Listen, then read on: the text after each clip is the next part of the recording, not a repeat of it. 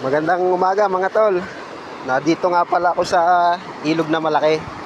Ipapakita ko sa inyo kung saan ako nang huhuli ng mga isda. Mga bakole, hito, dalag, palos. Papasilip ko lang sa inyo. Iring ilog na ito tol. Ito'y napakalaki nito, malawak. Ay baba. Na doon, sa ibabang yun. Napakalalim ng layon doon. Doon malalaki ang palos. Mamayang hapon kasi magkakabit ako dito ng pamalos, mangingisda ako.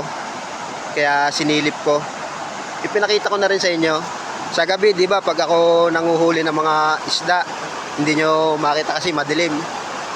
Ngayon araw, ipinasilip ko na sa inyo. Maganda to tol. Napakalawak nitong ilog na ito. Naghati sila dito. Yung isa may agos doon sa kabila. Ito naman may agos din sa kabila. Naghiwalay sila. Pero pagdating doon sa unahan, magkasama na uli ang ilog na yan. Kaya malawak yan. Napakaganda dito mga tol. Napakaraming lamang isda nito. Papasilip ko lang sa inyo. Doon sa kabilang yung mahinang agos doon, puro layon doon.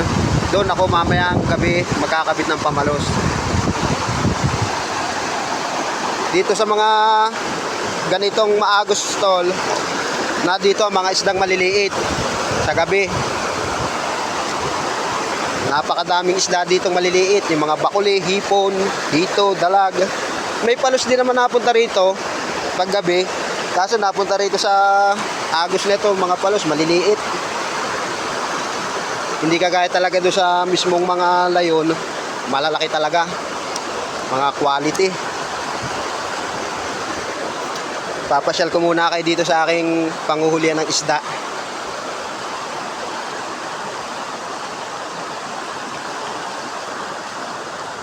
Daming bato, lalaki.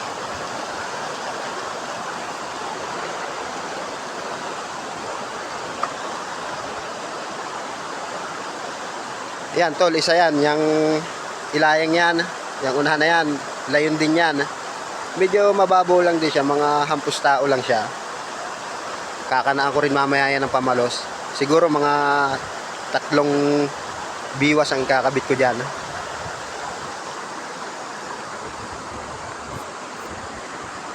Linaw ng tubig no mga tol. Dito tol ang mga bakuli sa gabi. Sa mga ganto, mga tabihan, yung mabababaw. Saka